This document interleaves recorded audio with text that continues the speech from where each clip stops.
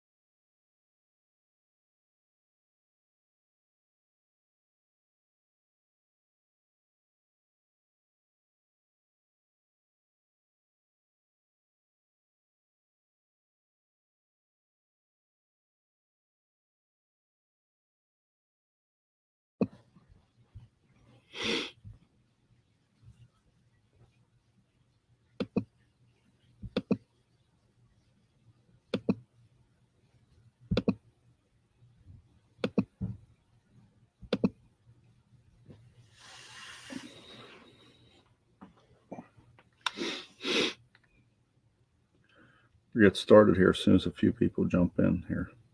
Give me a second.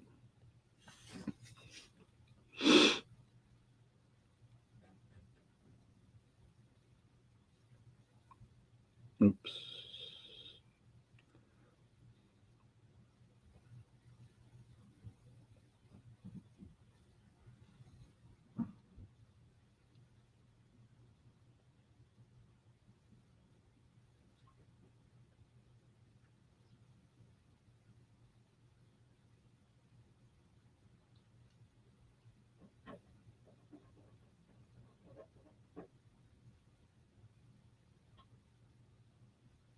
Oops.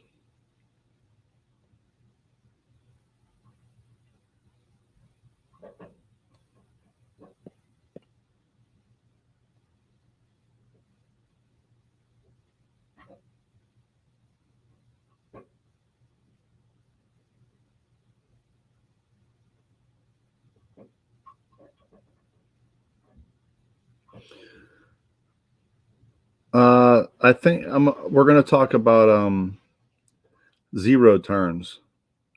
The first thing I want to discuss is sitting down or standing up.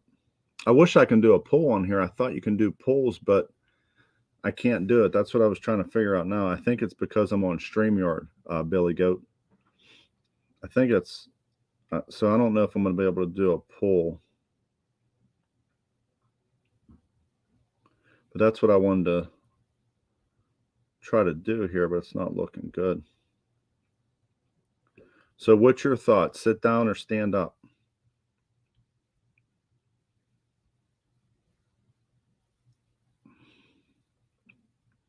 I think we should start there. And if you notice from the title, let's say everyone is right on this one. So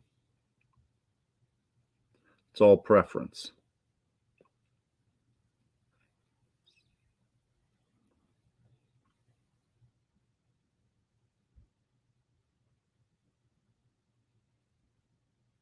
Okay.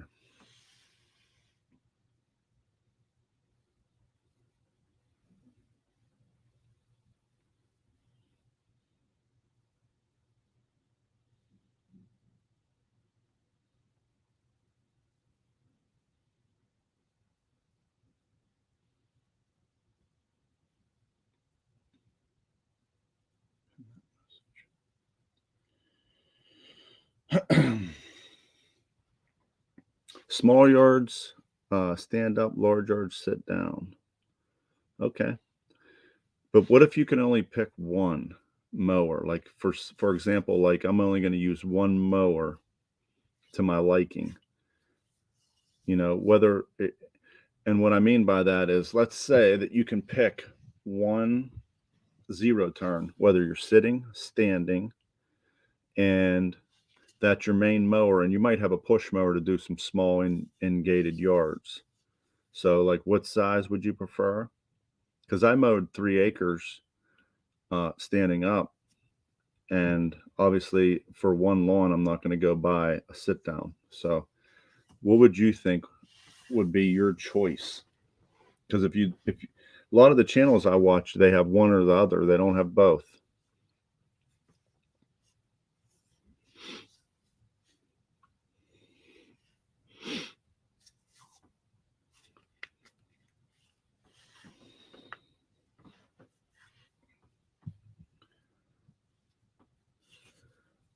Matt MG, yep. Matt MG likes the right stander 52, and I use the Toro Grandstand 52. I didn't go 48 mainly because of some of the hills, so the 52 holds the hill better.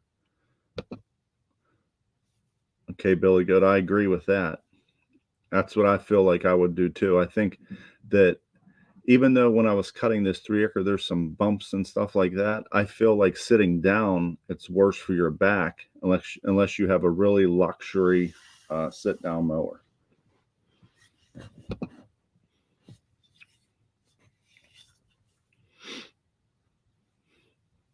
I know Matt MG likes the rights.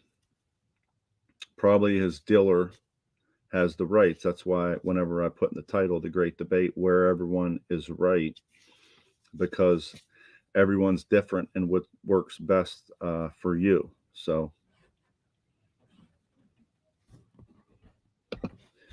he said, sitting makes me lazy. I just think sitting down is worse for your lower back. I'd rather stand. And plus, you're up above and you can see way more when you're standing. It's better on hills. So if you ever run into a hill, a stander's better. Your dealer has every brand, Matt? Awesome. Not mine. My main dealer has Cub Cadet or Toro, and then another dealer that's really close by has Exmark and Husqvarna.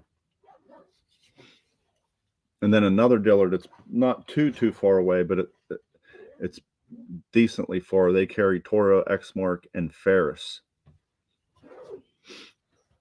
But not a right dealer's for me is about an hour and a half away.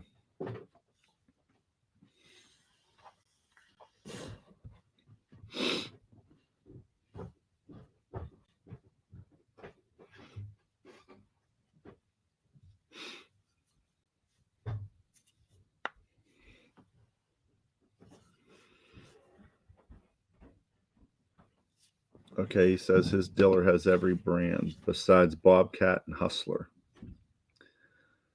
There's a guy around me that uses Bobcat, but I don't know where there's diller. Because there is different dillers, and there is another one that I forgot about that sells Gravely, but they still have Toro and Exmark. It seems like around here it's Toro, Exmark, and then, like I said, one diller has Cub Cadet, another one has Ferris, and then another dealer sells Gravely. But I really like the Wrights. Doing all the research that I did before I bought my grandstand, because I was thinking about getting the standard B because it's pretty inexpensive.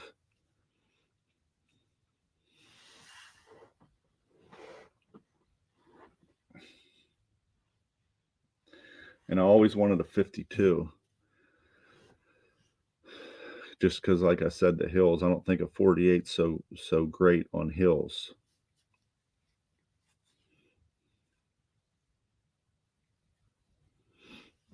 Yeah, Matt, one guy around here is actually selling one. He used it. I see him driving around whenever I'm going around the cut, and he does a couple properties close by me, and that's what he uses. I'm not sure if there's a dealer close by, but obviously he got it from somewhere around here.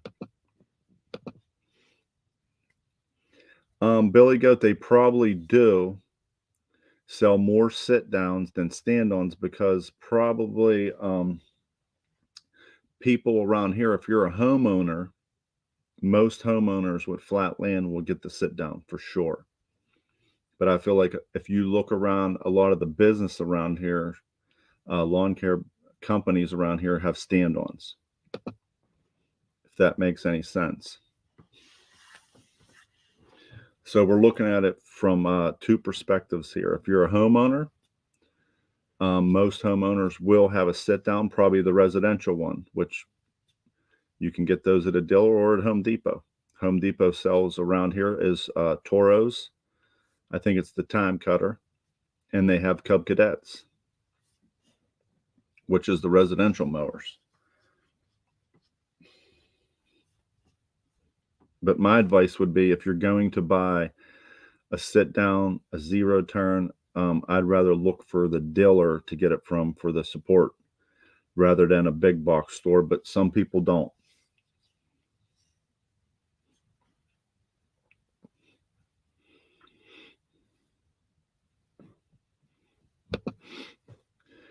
Right. And I mean, to me, Matt, the stander makes more sense.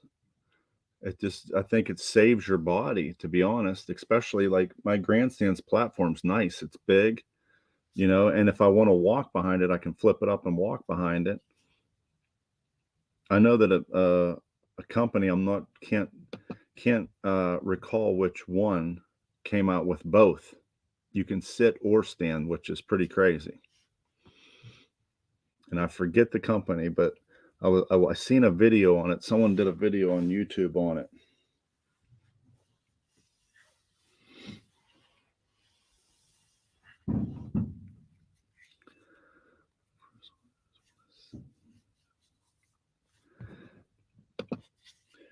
I agree, but I know that obviously I watch Ray's channel and he's doing massive acreage, and that's probably, I don't know if this is true or not because I'm not all the details with Ray, but it might be 70% of what he does. So a sit down might serve better for that.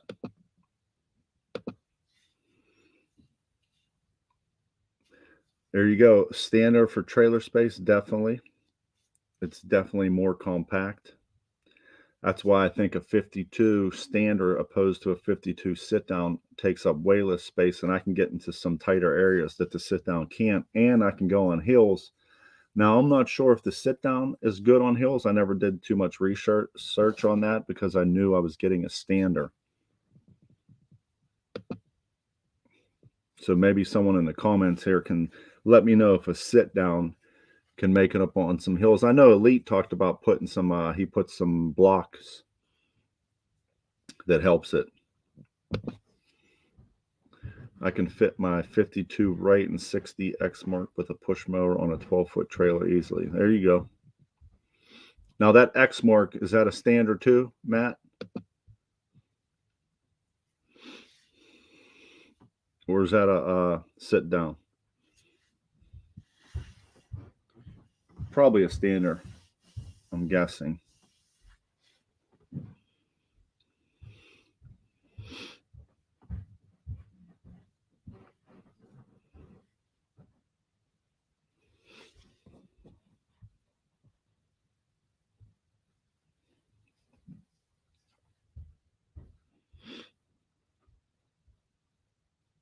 Oh, okay, you have a sit down.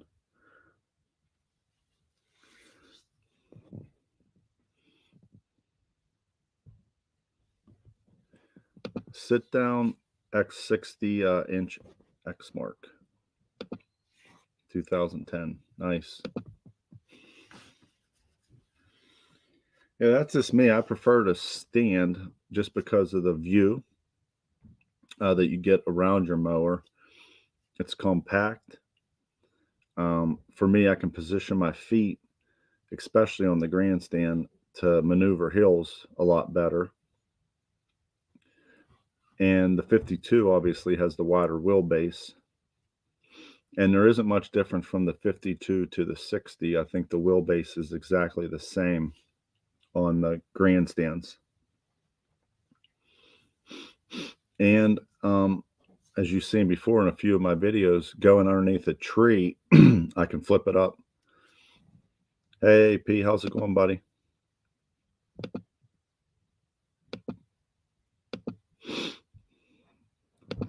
But that's why I like the grandstand, because you can flip up that platform, and it really allows you to maneuver.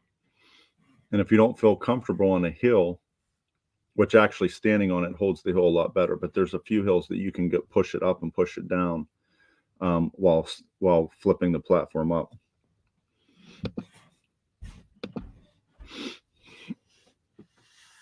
But yep, that's the debate. AAP, what did you when you did lawn care? Did you sit or stand?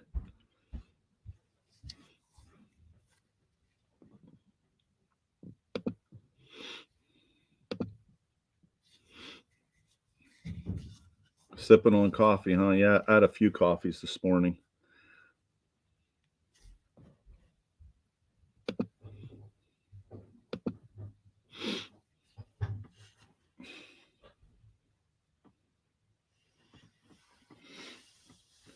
We're getting pretty close in the season here. Yeah, Billy Goat, it definitely is a nice feature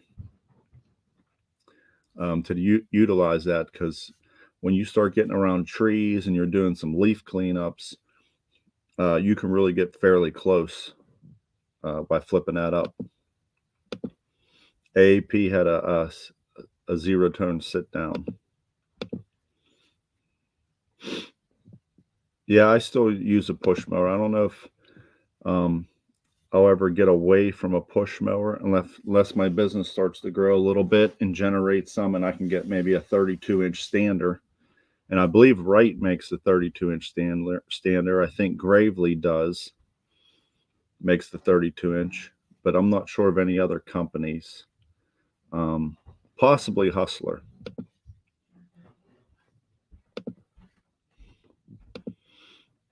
Possibly.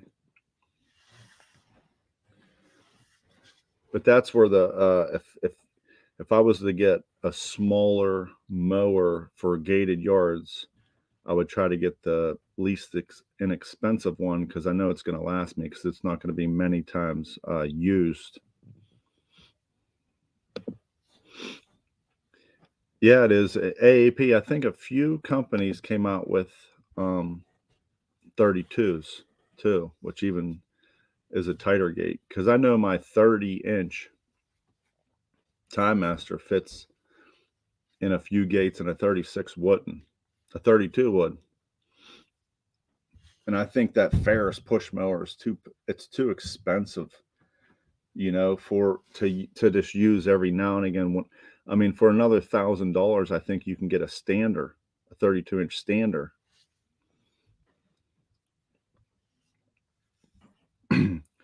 So you got to look at your options when it comes to comes to that stuff. That's why I used the TimeMaster, because it was the cheapest 30-inch that's not going to be used that much anymore for me.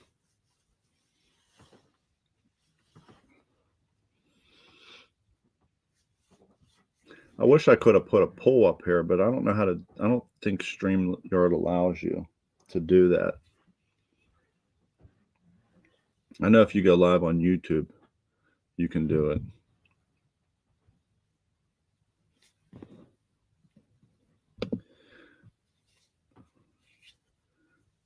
Nice. Is that the AAP? Is that the battery one, or is it the gas? The attachment, the PAS system.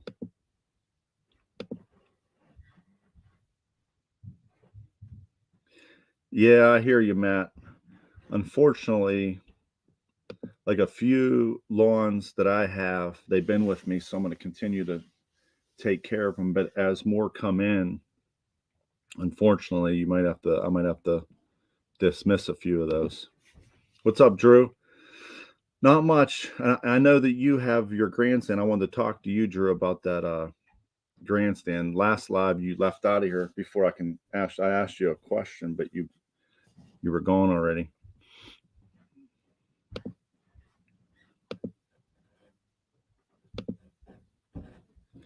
Hey, Matt, is that the PAS? Do you use the 225 one or the bigger one?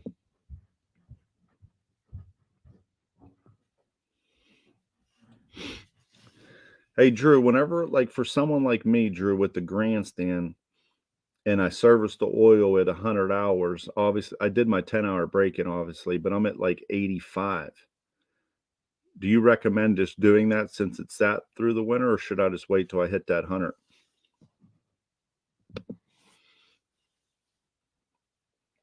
Yeah, Echo. That's good company. I've been getting into some Shindaiwa trimmers. I kind of like them.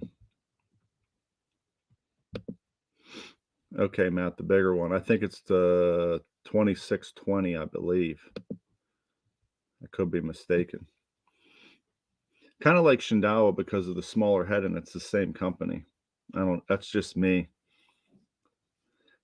But I like the Echo blowers. I have the 2320, which I like a lot, the trimmer.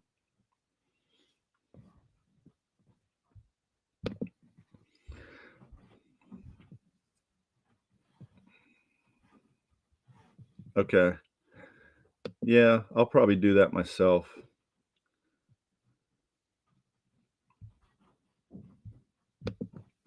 We just bought the Hustler 34. 34, there you go.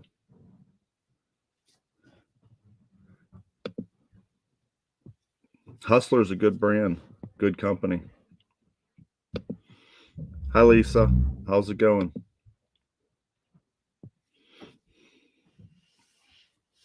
Glad you stopped by. Billy Goat, I'm anxious to see how that thing does. Is that going to be like a main mower where you're going to use it every day, or just pull it off for a few yards here and there?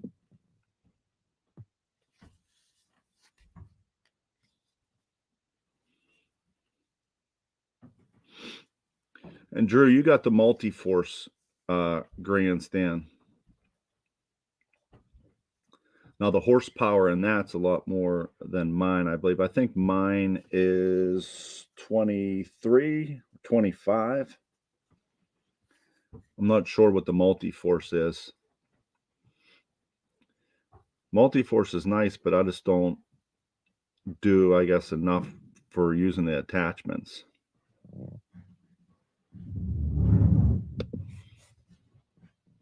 Billy, you will love it, says AAP.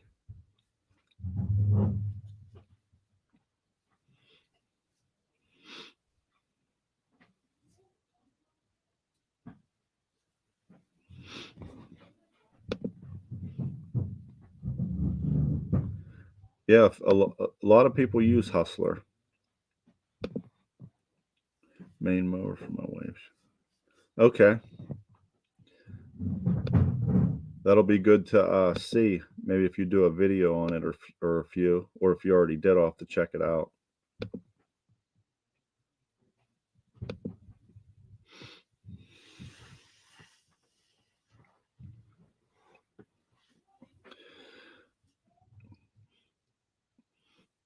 Hey Matt, if you obviously your diller has every type of brand. Um, what made you pick the right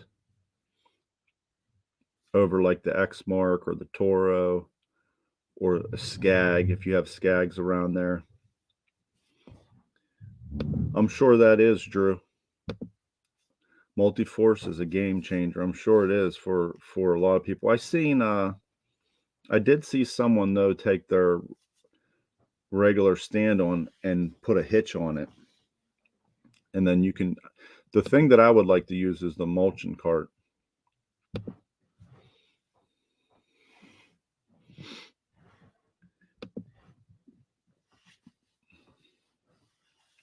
I would probably utilize that a lot. But all the other attachments, I don't think I would use. Maybe the aerator, because I've been getting a lot of those aerations. But I have that little plugger that I use that works great.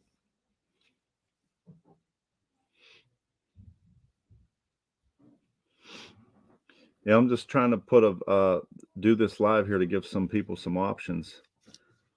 So me and Drew use the Toro. Matt MG uses the right.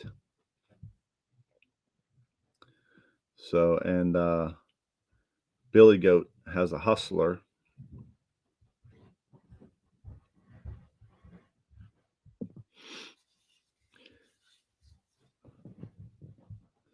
I missed this one. Dixie Chopper. Yeah, those are some fast mowers. I think the Skag is a fast mower too.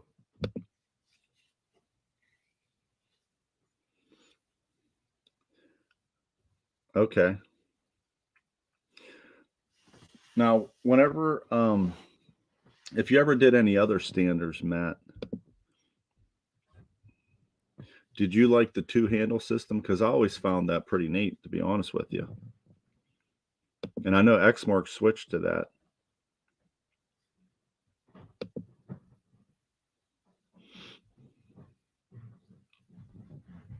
Yeah, almost too fast. Yeah, for sure. I know that Xmark kind of built their new stander to resemble the right. Now, I know a lot of these companies have patents on that stuff, so I'm sure the patent ran out.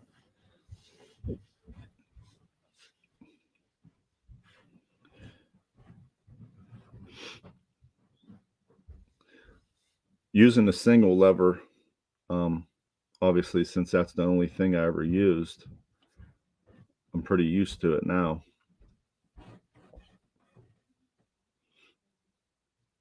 But I always wonder about the four levers, how it was turning and stuff, if it made life easier. Okay, Matt says that's the only stander ever used.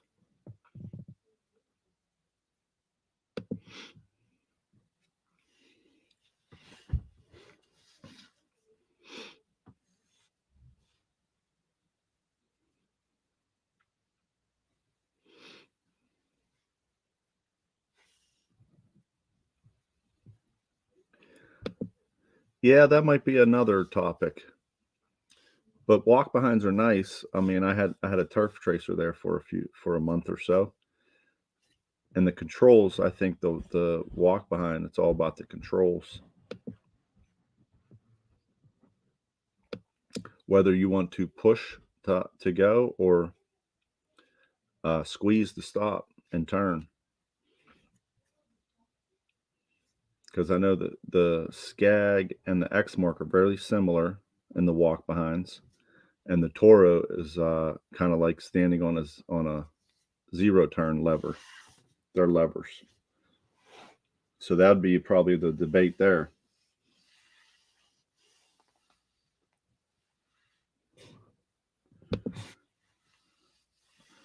I don't know what that is, AAP. Is that a stander? Maybe that's what you mean by that. No, today we had what's called a clerical day, Drew. So I didn't have to go in, and we're off on Monday for President's Day. That's why I picked today to do this. Normally I do them on Sundays, but Last week we were off on Friday also, so it worked out. So this morning went grocery shopping with the wife, and now I'm doing this. But normally, Drew, it's around 2:15.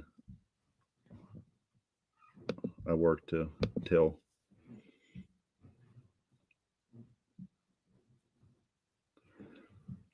That's really good considering how much you cut, Matt. That's really good. I mean, I have 89 hours on my grandstand. Belts look good, but I'm only cutting 15 yards a week compared to you guys. Carlos, how's it going, buddy?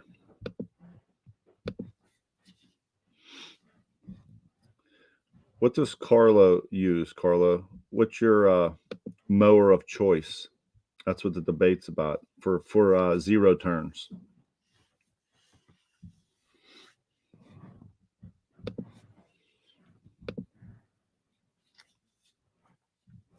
We got 11 people in here, so that's awesome. Hopefully everyone hit the like. That really appreciate it. That helps out my I guess the YouTube algorithm per se, I guess.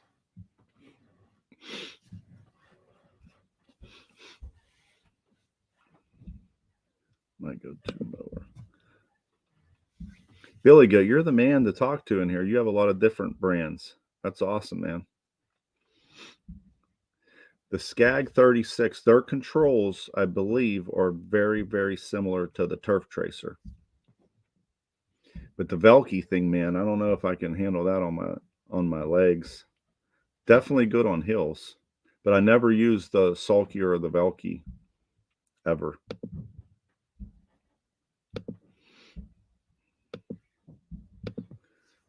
Husqvarna, okay. Carlos uses the Husky, which that's probably what his picture is right there. I can't tell.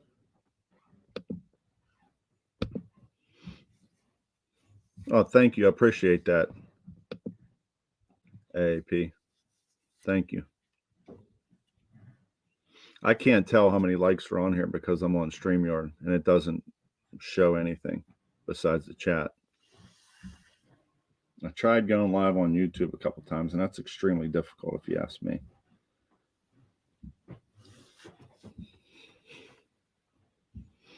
Maybe it's because I started with this.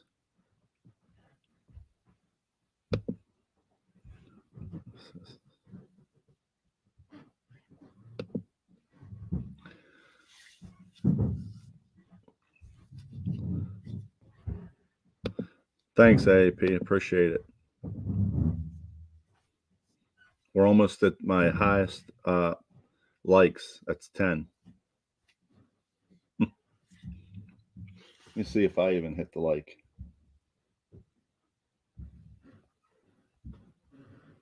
Let me see here. Oh, I'm at 8 now. That's awesome. Perfect.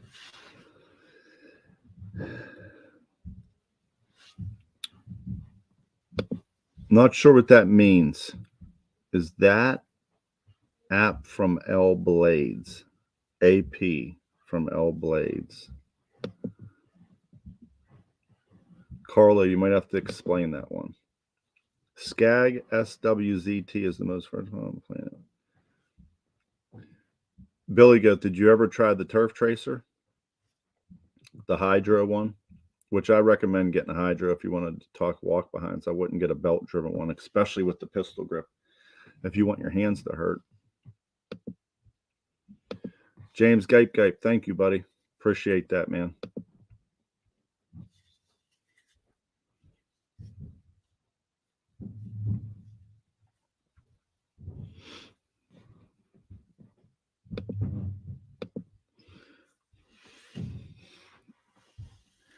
Because to me, the X mark and the Skag is very similar. No, I like this. I tell you what, that Skag 30-inch, I like that. You know why? Because the maintenance is simple. Changing a belt on there is extremely simple. and it's offset blades, so you don't have a time belt to worry about on there. Yeah.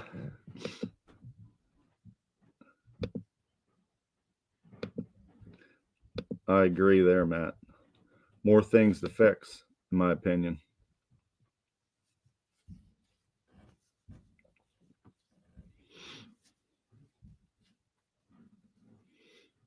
That's what intrigues me about the Skag 30 is there's less stuff inside of it to go wrong. The one thing I like about the TimeMaster, and I wish all these companies would get on board, and I actually asked my dealer about this, is the commercial 30s like the Skag and the HDX and the Ferris. Like, people want space on their trailer because they're not going to use them all the time. And the TimeMaster flips up with a push of a button and flips straight up or all the way down. And I always said, how can't they do that for the commercial mowers? Like, why can't they do that? Why can't you make your handle flip up?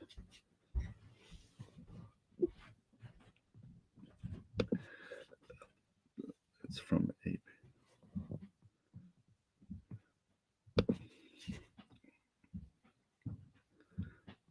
I have that, Matt MG.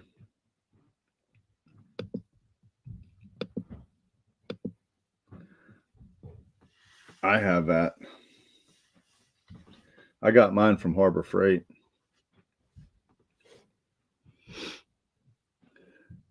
And the next time I do an oil change on my Grandstand, I might pull it out and see if that makes a difference. But still, you're going to still have to drain it, I guess.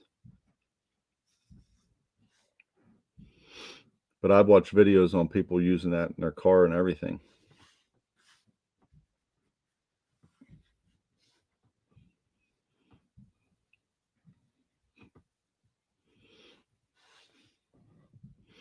And I believe that Milwaukee makes a battery one now. You just push the button. I like it a lot, Matt. I use it on my TimeMaster all the time because I change the oil on that every 25 hours. And otherwise, you have to tip it over. So it's definitely good for all my push mowers and stuff without tipping them. That's a pain to try to put a pan down and tip your mower over. So I just kind of put it on a little slope, heat it up, and then pump it out.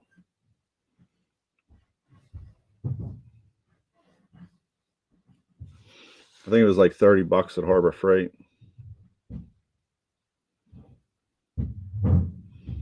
Yeah, they come with different size tubes, AAP, like different tubes that go further down in.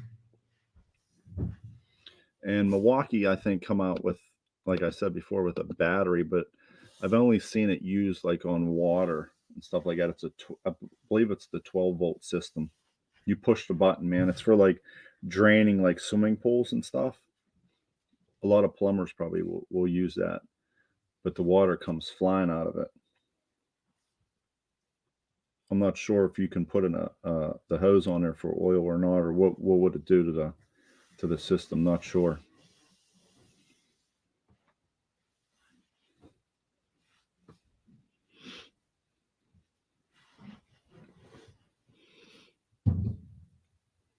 Me too, Matt. The pump one's cool. I think when you start pumping it, I did a few videos on that thing. When you pump it like 7 times, it automatically that's all you have to pump it, and it just sucks. The gravity just sucks it right out of there. I don't. Big lawn tractors. Yeah. Well, you can. Wright makes the zero turn with the steering wheel. It's very similar. I think you just got to use your feet, and those things will hold a hill because the front casters are locked. So that's what makes mowers go down the hill, is the front casters are wobbling, so it won't hold the hill. Well, I believe it was maybe it's the Cub Cadet that made that. I think I take that back. I think it was Cub Cadet made a sit down where the front casters lock, and it will just hold the hill.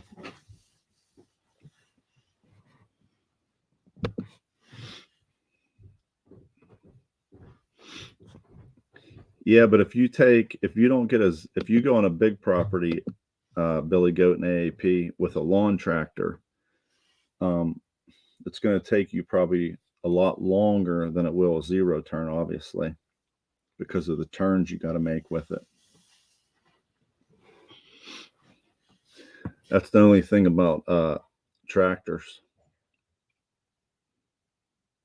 If you have a tractor and we're both on a acre property, I'll probably get done 25 minutes before you.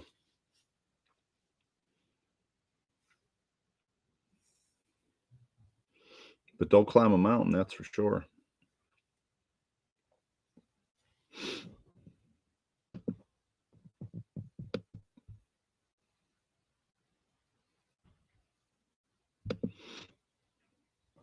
Nice.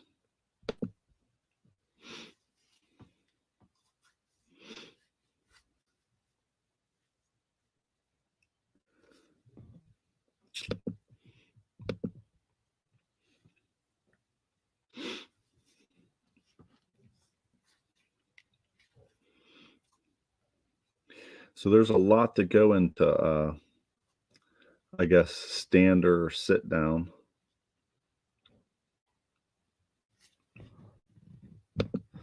That's funny. I'm going to wipe out my 1950 snapper.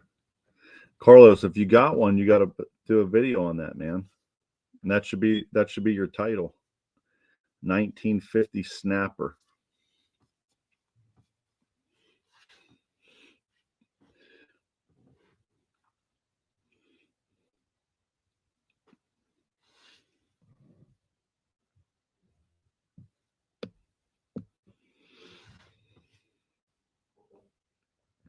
I think there's so many brands of mowers out there. Now, I guess it all depends on what your dealer support probably is. That's the ongoing theme.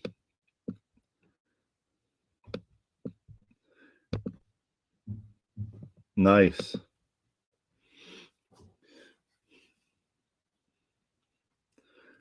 You should use it and put a plow on the front of it. That's like the old Cub Cadets. They used to have them with the plows on the front.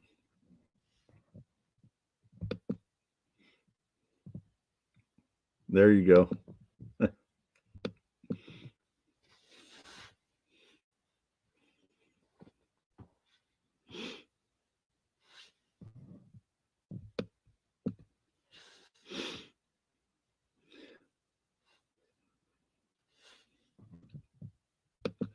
I think they still make them.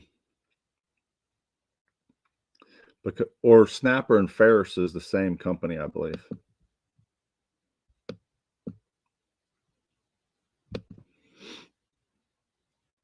Did Toro buy out the wheel horse?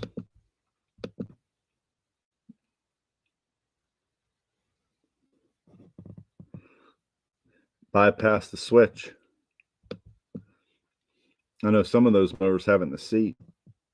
I never recommend taking that off.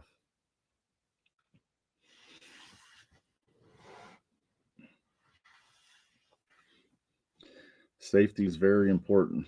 That's what made me nervous about the turf tracer. Sometimes that thing would stick. And if you let go and it kept going, that made me really nervous because it wasn't a PTO engage. It was the one where the belt driven engagement.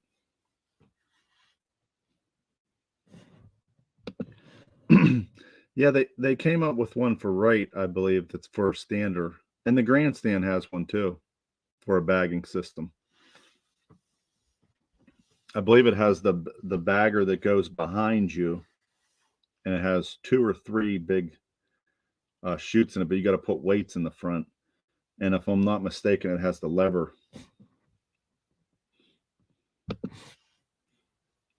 Right, Matt. And it has the lever you can just dump right behind you.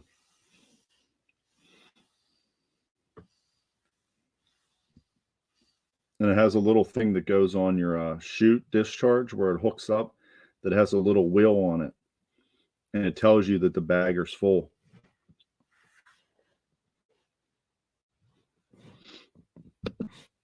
Skag has one too. Yeah, I believe doesn't Doug use that, Matt? The bagging system for that? I don't know if it was the stander or the sit down.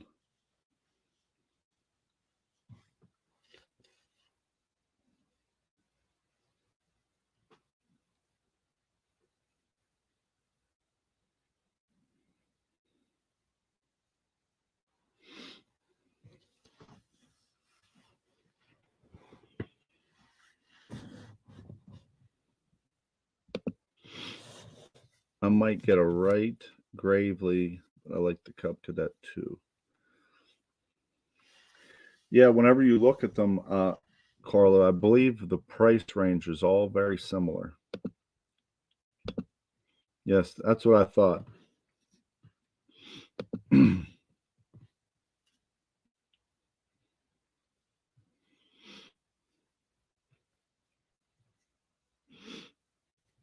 When I was looking at them, I looked at the Gravely,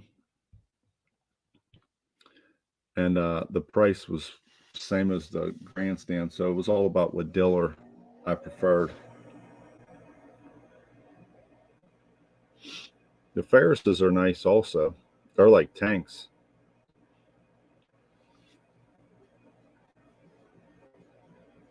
But the diller that's closest to me made the most sense.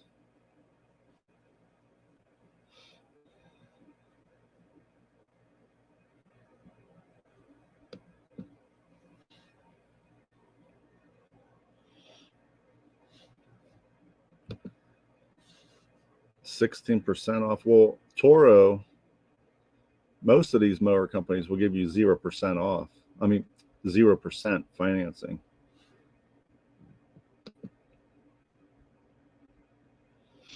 And I know Toro does the Toro days, just like Echo does the Echo days, and they give you money off too. That's how I got my spreader, my Echo spreader and trimmer. I just waited for the Echo days. I think you save like 25% or something like that.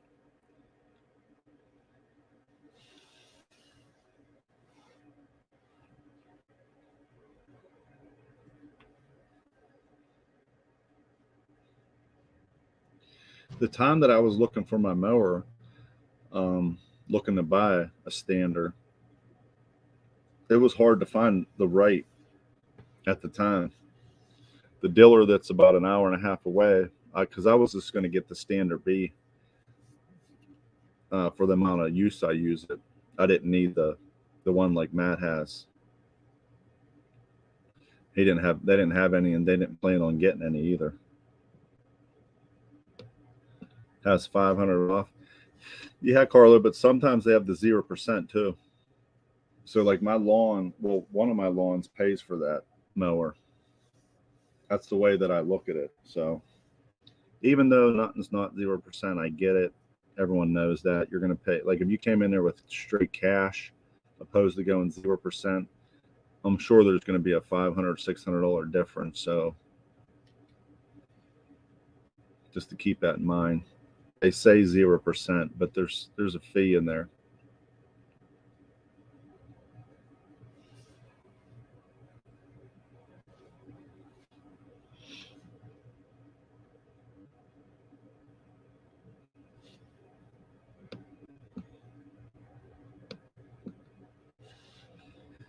But that's the only thing that I ever purchased. Um, Going through the Toro bank plan or whatever they use. Other than that, I just buy everything up front. I try not to have any bills. So that's probably something to consider also when you're looking at if you're looking to jump from like a push mower to a zero turn like I did. If you have the money up front, great. But if you don't, that's where I kind of was pushed towards the grandstand with the best deal. and it's a great mower.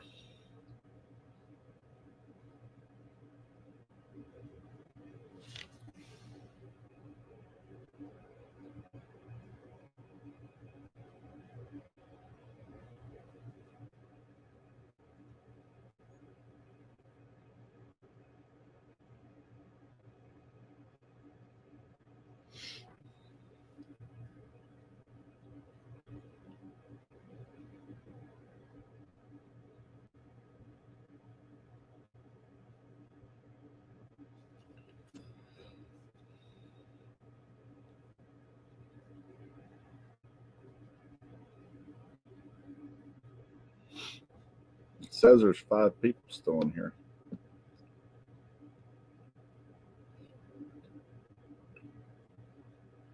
True. That's true. They're everywhere.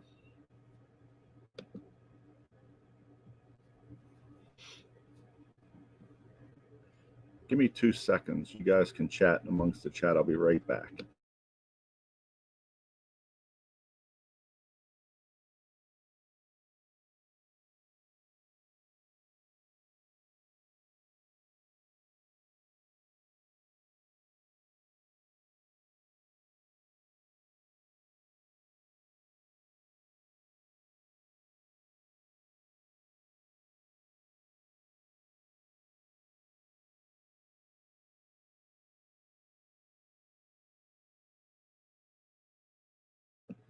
All right, sorry about that.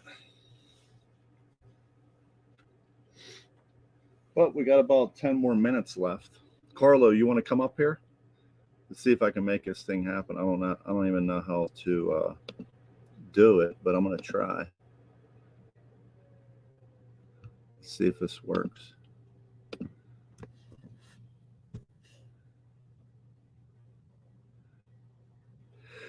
If you want to hit that link, Carlo, I'm not sure.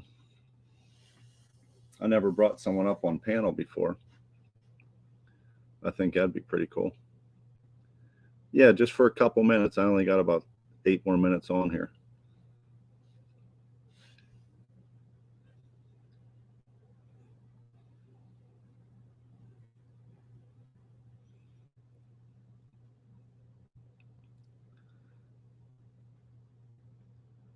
Oh, there it is.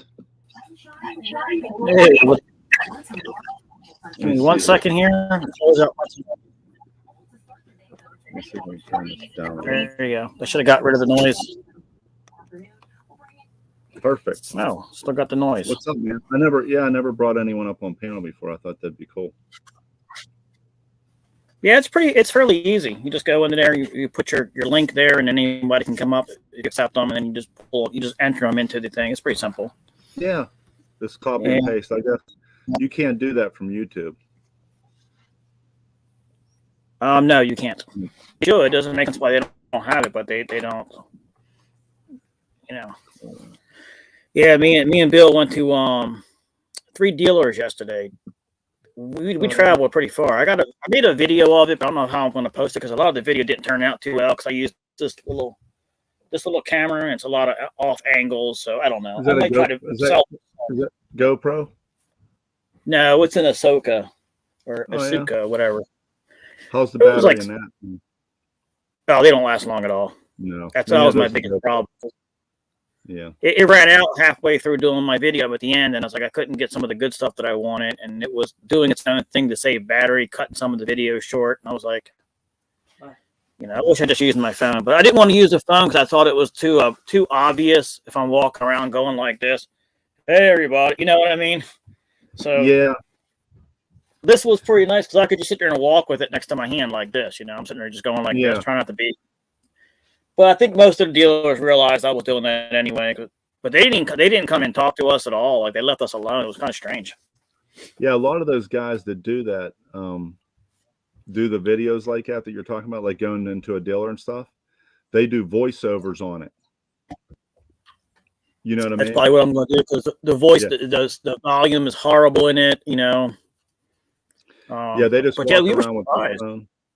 Some of those guys have those GoPros that go on their chest too.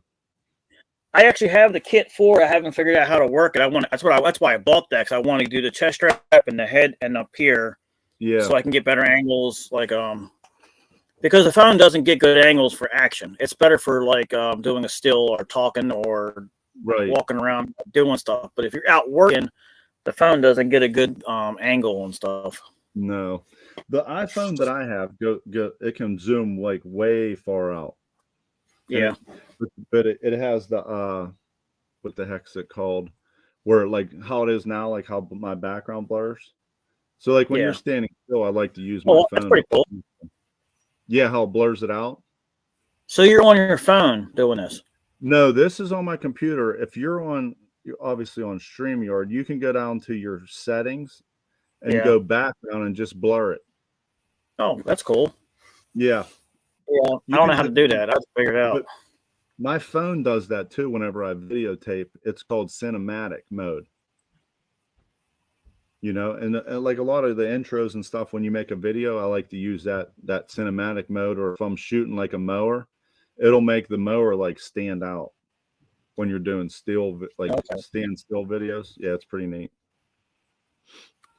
I don't feel like paying $1,000 for a camera, because that's what some of those big I know it's yeah. Well, am I still there?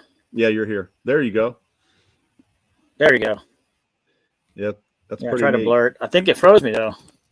No, you're good. Yeah, but it kind of froze me for a second. Oh, it looks frozen on my end. That's fine. Yeah, but sometimes it'll like lag you. It'll feel like you're lagging, but you're good. Oh, okay. Yeah, it feels like I look like Max Headroom. it's talking. Yeah, it's moving like this. Yeah, it's pretty neat. Yeah.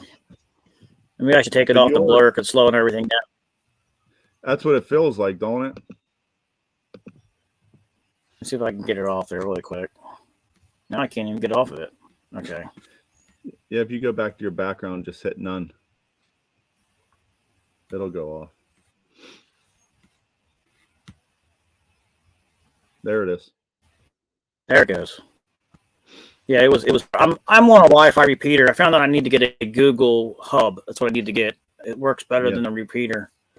I talked to a guy who does Xfinity outside, and he was telling me, he said the insulation in the walls is what's killing the I said I couldn't believe it. He says, yeah. He says something in the insulation does not allow the signal to go through with the repeaters and all of your He said what happens is a lot of homes now, what they're doing is they're spraying the foam even in the floors. Oh yeah! Oh my God! Yeah. Hold on a second. I got to talk to you about this DeWalt mower. Yeah. That's okay. Really. This is a good story. Okay. Okay, so we saw this DeWalt mower at this dealership, only 5 minutes away from the Home Depot that I was told that this mower existed. Because I was at a dealer down here at Home Depot, and I stopped all by. I talked to a manager, and he was outside. I said, yeah, one of those phone things. I said, because it's raining, buddy. I said, can you tell me if you have the DeWalt standard here? I said, I'm looking for this thing. He goes, oh, no, we'll never have that. I said, well, do you know who has one? He says, oh, yeah.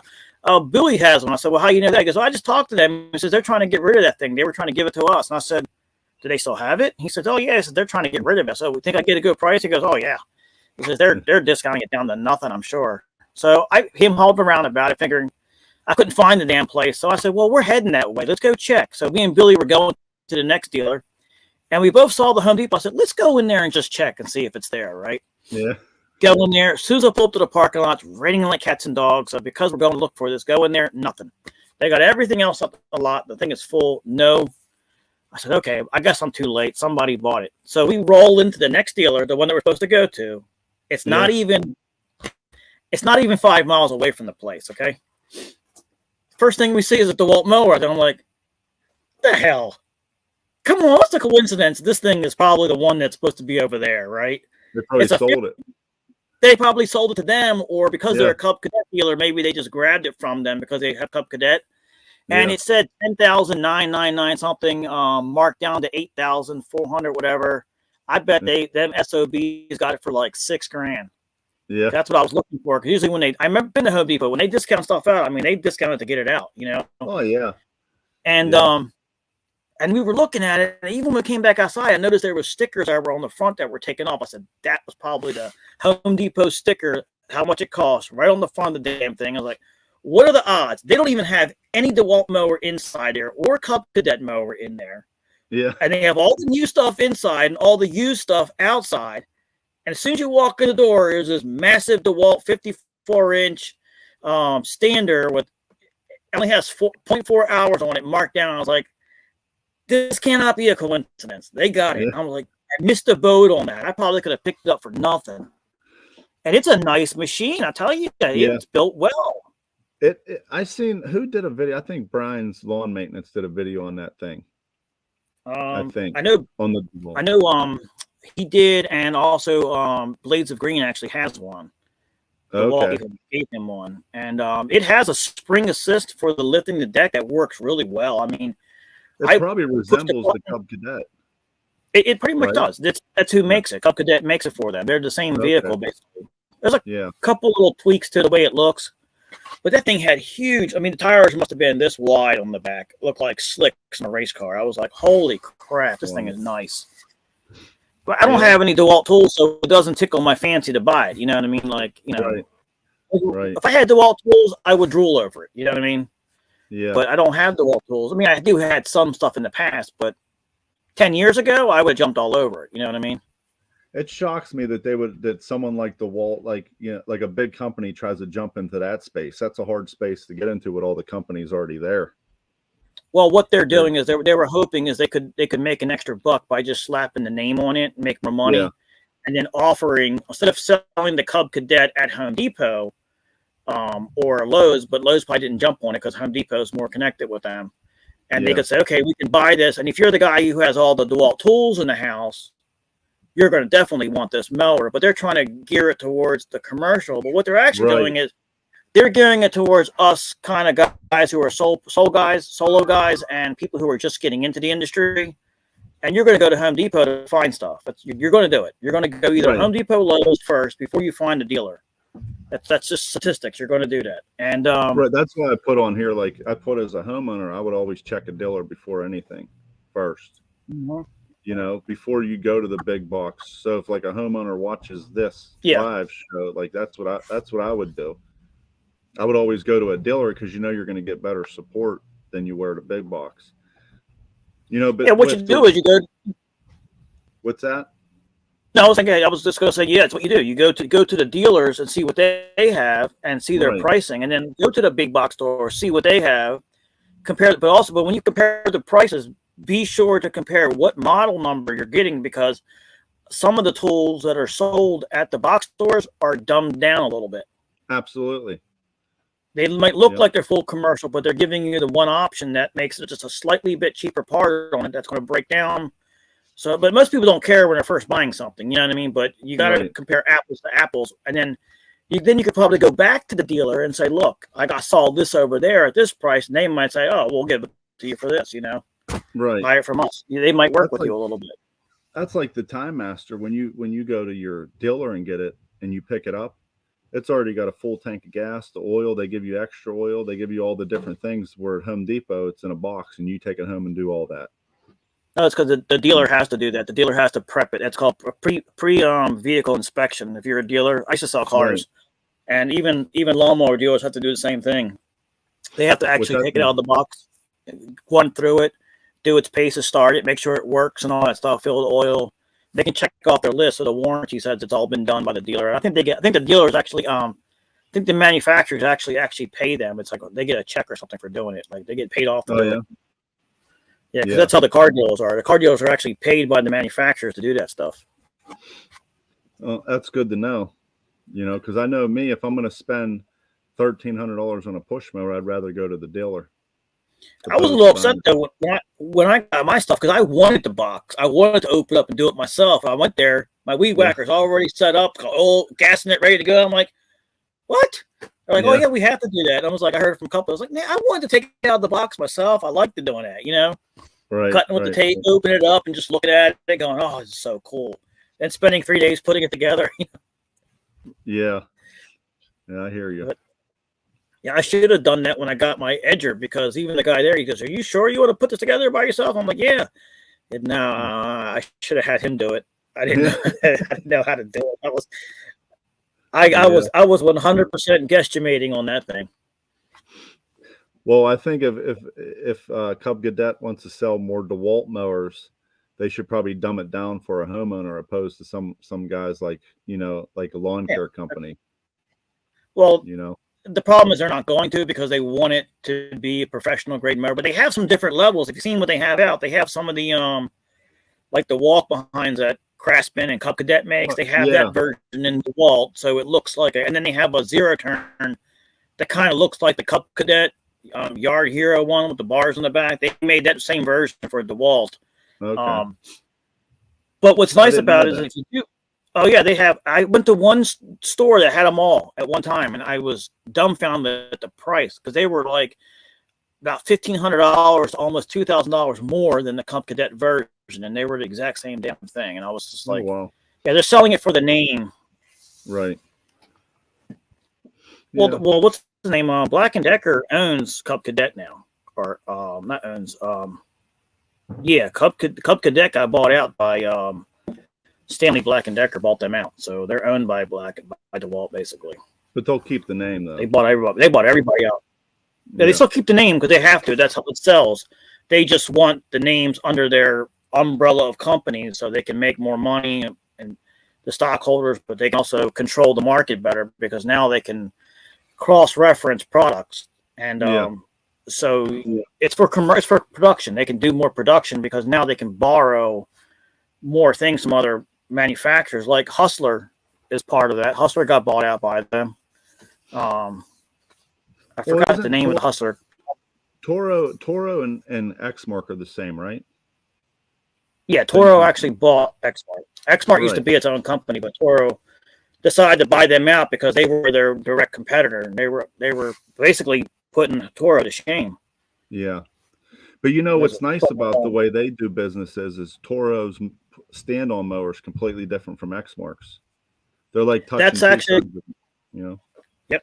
They did that smart. I thought that was smart for them to do that, because to separate the two so they're not exactly identical, even though they're similar, but still give them an identity, which makes, I like that. That's a good idea, to give them an identity. Oh yeah. But the lower end stuff is 100% carbon copy. Like if you go with the Quest and the Time Cutter, they're the same mower.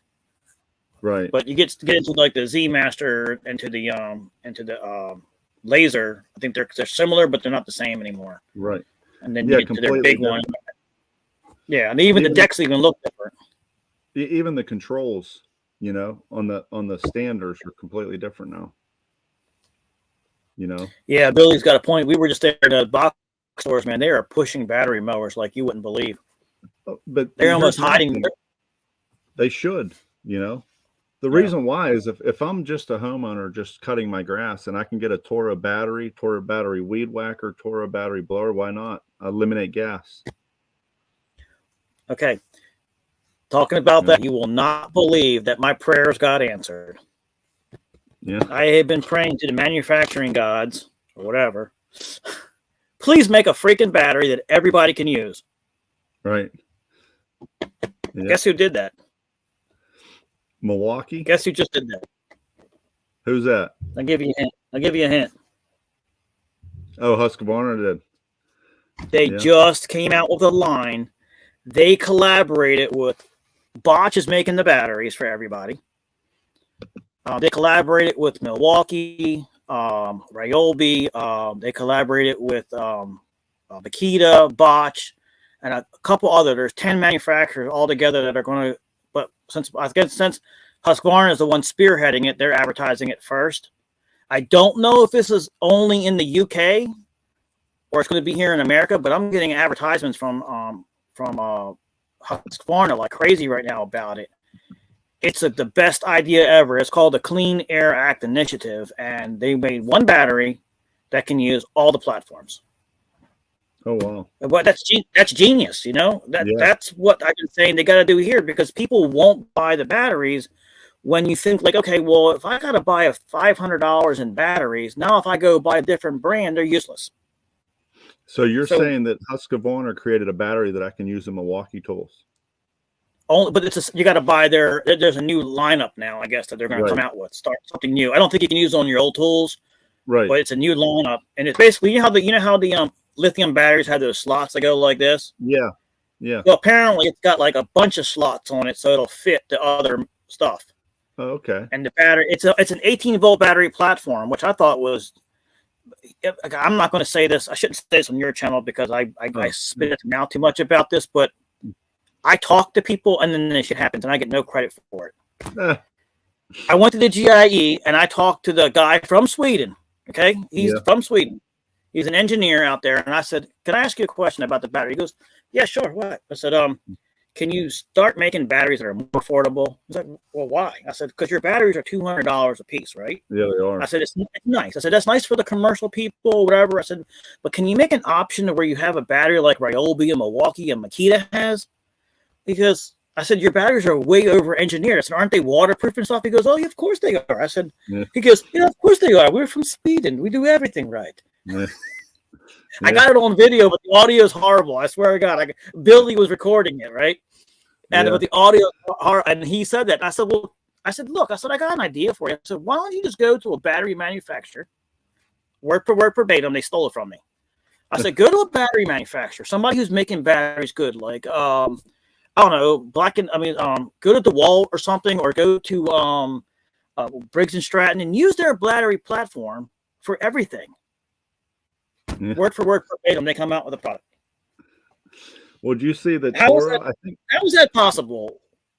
Yeah, they might have had it in the works for years. You never know. They had to have had it in the works. There's no way you can come out with something in 3 months. You know what I mean? Right. Like from October to now, like they came out with a product. Who knows? Maybe they brainstormed it and said, "Dude, we're going to jump on this. This guy's a genius. Well, we're not going to give him any freaking credit. As a matter of fact, if he tries to talk about it, we'll shut him down." Well, do you know that there's an adapter you can buy on Amazon?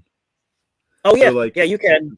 Yeah, if I want to get the Makita hedge trimmers, because I think they're the best battery ones, I can buy the adapters and use my Milwaukee batteries.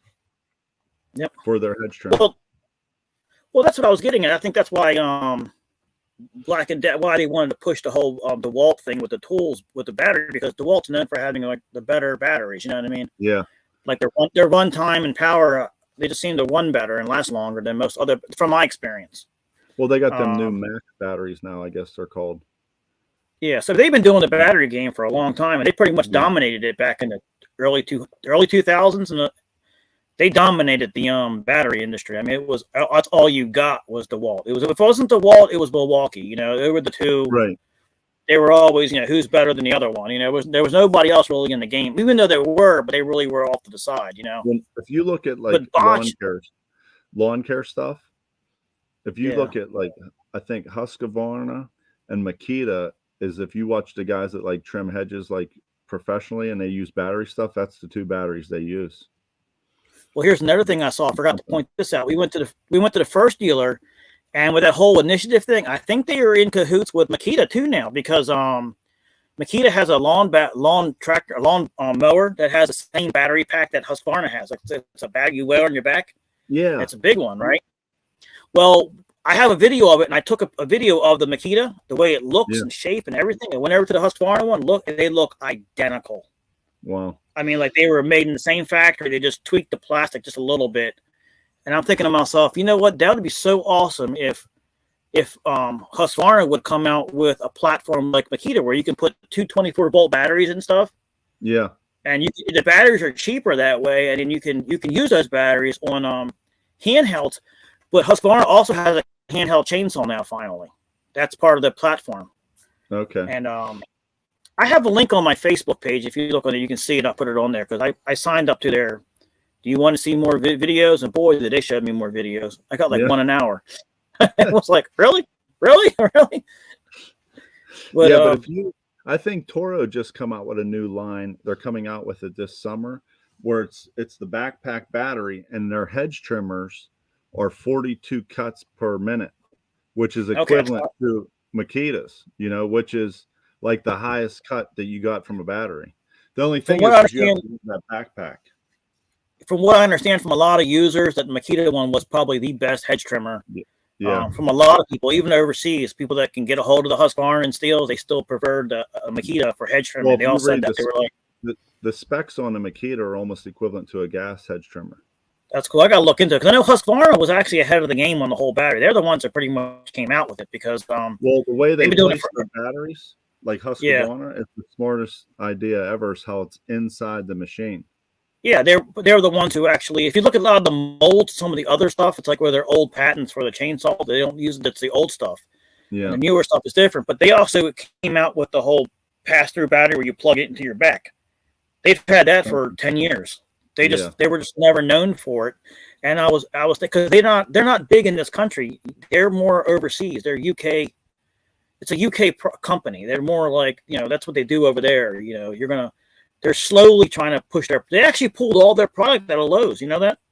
No, I did not. It was a couple years ago when Ego decided. Remember when Ego left Home Depot? They pulled all the Ego. Well, Ego pulled out of Home Depot because Ego signed a deal with Lowe's to promote their Flex tools. Yeah. Which is owned by Ego. So I guess they must have made a deal, and then next thing you know, I saw the Husqvarna reps down there. They were pulling all the stuff out of there, and I was trying to talk to one of them, but he wouldn't talk to me. They were just pulling everything out, and they had making sure everything was out of it and making sure it looked right. Because they had Husqvarna had their homeowner battery stuff there, but I think it was too expensive for people to jump into it. They didn't know the name or anything about it, Right. So Ego took over and they pulled them all out. The only thing they left over there is they left all the. Well, what's nice is what I'm really proud of what Husqvarna did with Lowe's is they actually gave Lowe's a commercial entry level handhelds. Like you can get the 525L, but you can't get the 525 LST. You know what I mean? You can get the 570 backpack. Like when I was looking for the Makita stuff, Carlo, I can't find like the good hedge trimmers in Home Depot for some reason. You have to go to a dealer. Yeah, I don't get it. We have a dealer over here that sells them. They have a Makita wall, and they're selling them big time over there. They've had the Makita wheelbarrow before anybody really even had that. They've had it for a long time. Oh wow, I have a Husqvarna. Whenever I'm looking at hedge trimmers, like I like to look at the cuts per minute because that tells you a lot about how fast. Like Milwaukee's is pretty close, but I think it's 3,600, and Makita's is 4,200. Which is good. I want to look into it because look at what's Husqvarna's. I don't even know what theirs are. Husqvarna's is up there, real close. I gotta check it. I have the bulk here somewhere. Whenever you take your battery and you put it in there, the reason why because I watched a bunch of videos on that stuff, is they put it inside of it because it's the weight balance. It makes it feel lighter than it actually really is because they balance it. Yeah, they're that's like what they're doing. A lot of research and development. That's why their stuff is over engineered. A lot of people don't like this the shaky handle they put on it. A lot of people don't like that. They said it feels cheap. It's like, well, no, they did that for a reason because when you're using it for a while, you start to get that fatigue and when I first held it, I thought it was junk. I didn't like it. I was like, oh God, I want to take this back. This thing feels like shit. You know what I mean? Right. But after using it for about a month straight, I couldn't go back to my Echo because I liked the way it felt. It was more softer. It's they actually got rid of it. The Milwaukee pulse dust, the hedge trimmer, the pull hedge trimmer. I used to use the Ryobi one. Now the Milwaukee one cuts way faster, but it's heavier though. That's what you have to deal with. Yeah. The weight in which that's the nice thing. Manufacturers look at that stuff. Oh yeah. Like if it weighs more than the gas one, what's the point, right? Exactly. That's what I'm worried about with the electric zero turns though. The battery zero turns. That battery's got to weigh way more than gas does. Each one of those electric motors are going to weigh more than a pulley is. Oh no, there he is, Mr. Drew. Oh crap, it's Carlo. You're going to be up here all night. He knows. Yeah, it's son of a bitch. About 10 more minutes. 10 more minutes. 10 minutes. Yeah. Drew's trying to go. Drew's trying to go to sleep, and I can't stop talking. He's like. This is probably the longest live I've ever did. It is. Yeah. Drew's always on there for like 3 hours. I can't do that. The one day I pulled an 8-hour stream, I was like, I couldn't believe it. Now, Drew, Really? do you Was I on upload that those? one? You upload those, I don't think you? he was, yeah. Yeah. Oh, Well, I'm glad you popped up here. It's awesome. Absolutely. Yeah, every now and again, I like to do one of these at least once a week. I try to. Like today, I got to get off here in about 10 minutes. I got to get my kids. Mm-hmm. Get them off the bus. Yeah, I gotta do. I gotta take care of my credit cards that I lost. Didn't know I was paying on them for years, and then I started seeing his accounts, and I tried to contact them, and couldn't get a hold. Finally, got a hold of them. They're like, "Oh yeah, you got this much amount," and I was like, "Stop making the auto payments. You're screwing up my checking account." So I got to call them today. It's like the last day before I can get my cards reactivated. And Good Lord. it sucks when you go to the bank and you're like, "The hell? Where does this money keep coming from?" And I just forgot about it. I don't remember. I forgot that I had, it's all debt that I had rolled over, so I would not miss the payment, and I'm going to miss the payment now. I told them to take it off. So, what are you guys buying? You buying anything new this year, Drew? Probably not too much. I think I'm going to buy a new combi system this year, I think. Yeah. So I can get, a few extra attachments maybe. But other than that, probably not.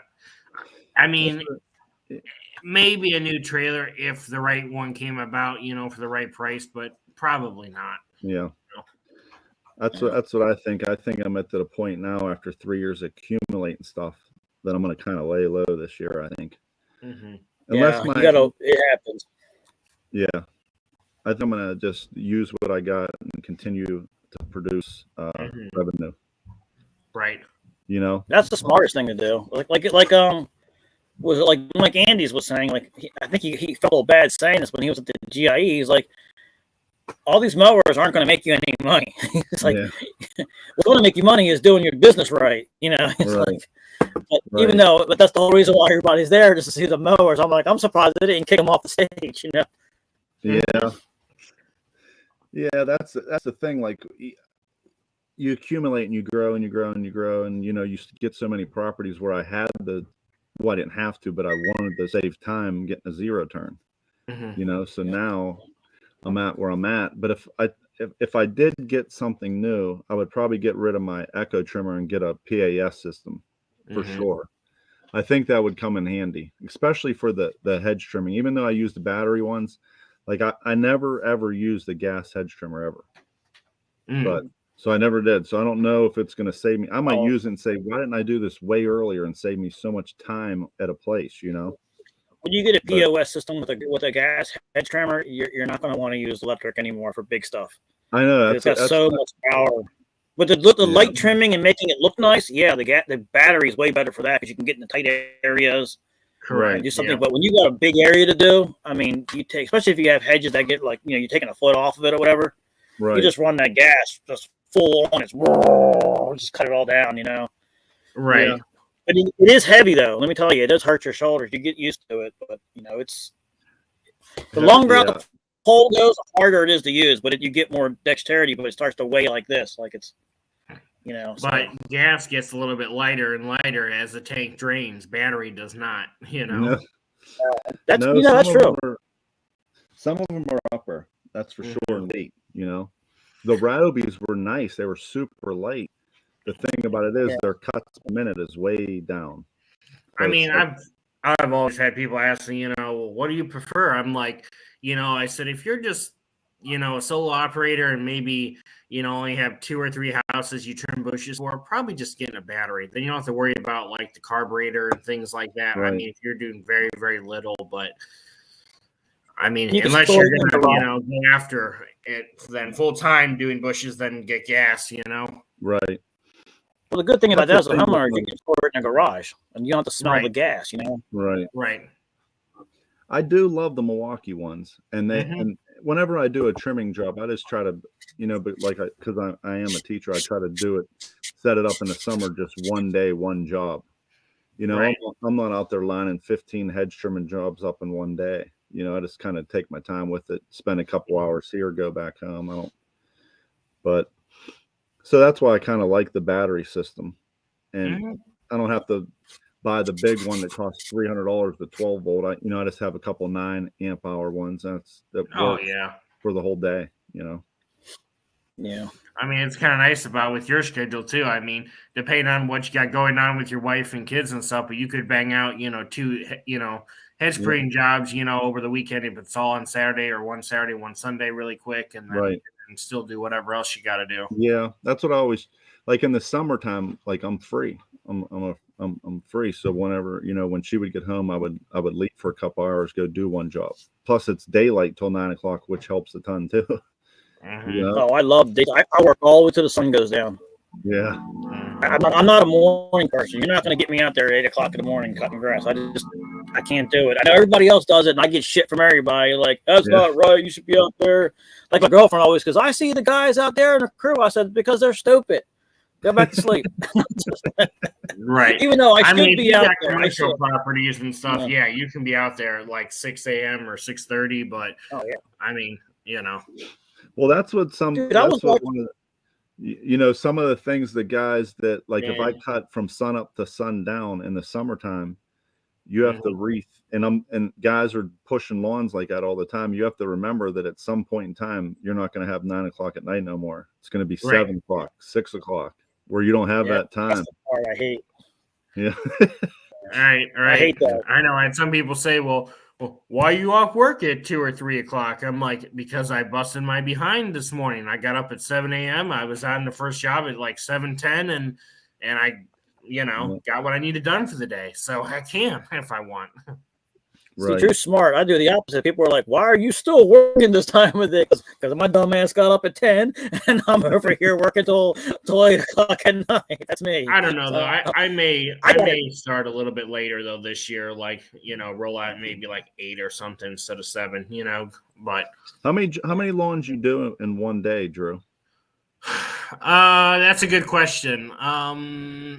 You're probably looking at 12. Okay. Maybe a little bit more. There's been times because I got to a point where I had to use 2 days, 2 days to cut all my lawns because I got built up so many of them. But there's been times when I pushed the envelope and did them all in one day. Like you're talking like 16, 17 yards. I think that's the most I ever did once was 16. But I mean, that's that's a little nuts. Yeah. Doubling up, but then I think to myself, well, then I don't have to go back out tomorrow. Like I'm done for the entire week. Like that's all I got, Yeah, but I also keep telling myself too. I mean, if I do 12 or maybe a few more, but I keep telling myself it's got to be quality, not quantity. You know what I mean? Because faster I get. I mean, great to get in and out of a property, but then again, it's not because it's like you want to make it look right because you don't want to get fired and think, oh, you weren't here that long, so forget. Right, I hear you. That's the thing I worry about too, because you get so good at doing it that you actually screw yourself if people are thinking that you told them it takes this much amount of time. But now you've done that yard so many times that you're whipping through it. I've had one customer, a couple of them complain about me raising the price. Like, well, you're in and out of here in 15 minutes. I'm like, that's because I bought better mowers over the years, and I've been learning more how to do it. And I got a bigger mower, but still, I have to be able to make money on my time. If I can make money on my time, I'm making more money. I said, I can go back to doing it with a 21-inch push mower, but I'm going to charge you the same amount of money. Doesn't matter how long it takes me. I can't go by that time, Because when I first started doing it, 21-inch mower. In the past, Carla, when people would message me and say, hey, I'm looking to get my lawn cut, and I'd be like, okay, well, send me your address. I'd go on Google Earth and say, is this your address? And they would say, is this your property? They say, yeah. And then I'd draw the line out at it and get the square feet. And I'd send it to them and say, is it roughly, it's about 7,000 square feet. And then when I show up to the property to look at it, I say, well, here's how much I charge for 7,000 square feet, because I have a price sheet that I use. And I said, and me, I do biweeklies. I know some people frown upon that. And I probably would if I did this full time. But because I don't, I can actually pick up an extra income each week by separating those for myself. That's what I do. I do the same thing. I have a bunch of them that are weekly, but the bi-weeklies allows me to get more customers. Right. And then, but the only problem with the bi-weeklies is when you start having the really heavy rain seasons and stuff like that, and those bi-weeklies when you come out to them, Yeah. The grass is so freaking hard to cut that I started telling them, I'm like, I really want to do your yards weekly because of the biweekly. If it's overgrown, I have to charge you $10 extra. They don't like it, but I'm like, I'm not sitting there. When I first started, I did it and I didn't care. But now I'm getting a little bit more irritated with it because it takes longer to do that yard. So you're not, it's like, well, wait a minute, I'm cutting your yard 2 or 3 times. Yeah. But here's so the thing $10 about is not that bad. This might help you, Carlo. What's that? Like here, this might help you. What I do for biweeklies is I tell the customer that I upcharge for biweekly. So I'll say like your lawn's normally $40, but for a biweekly lawn, I charge $55 because I upsell at 25%. I do something similar, yeah. And I go, but I tell the customer, if you look at it from the big picture, if it's $40 a week, that's $160. But if it's $55 every 2 weeks, you're saving yourself money because it's only $110. And when they hear something like that, they say, "Oh yeah, I'm saving money in the long." But you're making your worth for going there every 2 weeks, but they're saving money too. You see what I mean? Yeah, and I have a couple customers that they absolutely don't want it cut every week. They're like, it has to be. They're like on a budget. They're like really sticklers with the budget. And I'm just like, okay, I just let it go. But I told them the same thing. I said, but if I come out here and the grass is overgrown, I said, I'm charging you an extra $10 because it's not what I'm scheduled to cut. So when I cut grass, I'm cutting the grass. I'm not mowing the lawn down, you know? Right. That's a hayfield thing. I'm not doing that. The maintenance thing is if I come out one time to cut it, it's a different story, but I'm still going to charge you for the extra heavy work because sometimes we get a lot of rain around here. Yeah. To the point that where even 1 week is too much, you know, and then those yards, they want it every other week. And it's like, but see, I learned how to cut it now because I'm learning more and more techniques. So I'm kind of one-upping on them because I'm learning how to get over the fact that they don't want me to cut it right. And so I've actually learned one technique that works really good, but it looks kind of weird is I do a ring around the house and I keep shooting it out the one way. And then so I don't have to pick up all that grass. I just push it out to the road or whatever, and then I'll clean it up there. And I'll sometimes that works, sometimes it doesn't. Or I do it. I coined this thing called a triple bypass. I should patent it. You know, where what you do is everybody's done this. I'm sure. I just being funny, you know. But you come down one way and then you go over like 2 or 3 where the distance of your shoot doesn't come to the next one. So you go back and then you keep going. But if you kept working, both lanes are going down. So you eventually cut. Like you're doing a leaf cleanup. Yeah, like a leaf cleanup. Yeah, it's so you're basically you're going to clip it twice, no matter what. But it looks like you're doing it 3 times. That's why I call it the triple bypass because it's like you're going over it, and both lanes are going down at the same time at the same distance as much as you possibly can. You know. So what you're doing is you're cutting one and clearing it out. So by the time you come down there, when you bring those clippings on top of the already cut grass, that one time coming back is not going to be so bad. You know what I mean? Yeah. And it helps. It doesn't always work out. I tried doing a video one time doing it, and it wasn't working out. I'm like, oh man, I look like a fool. I'm not recording this. You know, it didn't work right. I was like, but believe it or not, like the bi-weeklies, believe it or not, will bring in sometimes more money than my weeklies. And let me explain what I mean by that is I tell the customers from April until almost November, I'll never ever skip your lawn. Just so they know. So even in July when it's warm and I'm skipping weeklies, their lawn never ever gets skipped because that's the agreement that we got. Because you'll make your money on bi-weeklies in July. You know what I mean? July and August. Because you're cutting a normal cut there. So that's the way I look at those bi-weeklies. I look at like I'm gonna get some money every other week, no matter what. When I'm skipping weeklies in July, I still have those sitting there. Right. I've had my customers for a long time. My least customer I think is 3 years old. Everyone's like 5 and 10 years old customers, so they know the regimen. We've been doing the same thing over and over and over again. They're used to it. I'm not trying to change anything up with them. And you know, some of the ones that I'm trying to push them into every week, it starts to get confusing with them. And then it's like I actually have to call them and say, look, when it's raining, I have to drive by these yards and take a look at them. I'm like, dude, I get upset when they don't call me. I was like, you can tell me that the yard needs to cut ahead of time if you see this. I said, because I have to charge more. But the point is, I don't want to charge you more because I don't even want to cut it like that. Mhm. I'd rather cut it on time and then not. But then if I start doing them too much, then I can't really get to them all anyway because I have too many customers, to the point where they're, because you, like you said, you have them stretched out. So if you try to do them every week, you really can't get to them anyway. So I have no time for nothing in those times. And that's usually the Don't want to overextend yourself. Yeah, the end part of spring and then the early part of fall, it gets so clustered up, Mhm. But because the grass goes to another growth spurt at the end. It starts growing again to seed itself.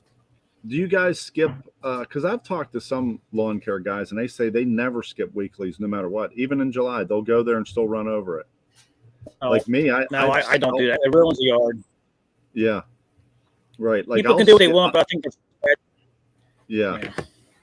Like I usually just show up every week. I mean, unless the customer comes out and says, "Hey, don't do it this week" or whatever, or if I actually show up and it's like, okay, this really does not need it, like really, really does not need it, then maybe I'd skip it. But try not to.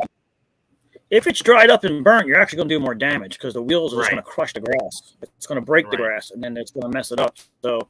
But if it doesn't quite need it, all depends how picky they are. You got some people who really they don't care. They actually really want it cut every week. I have one customer like that, and I'm out there. I can't even freaking see my lines. It's driving me crazy. I got a TimeMaster cutting it, and I'm like, I feel like I put like a chalk string out or something, and ping, or a laser or something, so I can see where each one is. And I end up sometimes I end up cutting the same line 3 times because I don't remember that I cut it.